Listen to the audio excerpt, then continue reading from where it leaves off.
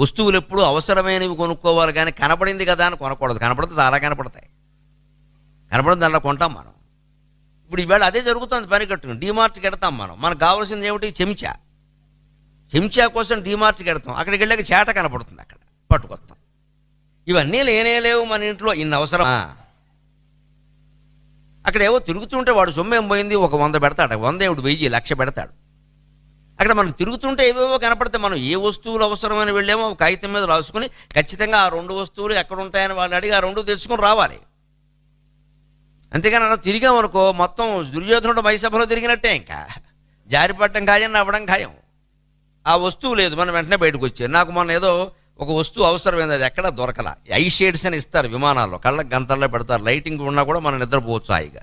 అవి నేను ప్రయాణాల్లో వాడుతూ ఉంటాను. ఈ మధ్యన విదేశీ ప్రయాణాలు తగ్గించా, అందుకని ఐ షేడ్స్ ఎవడో ఇవ్వలేదు, లేకపోతే వాడు ఫ్రీగా ఇస్తాడు.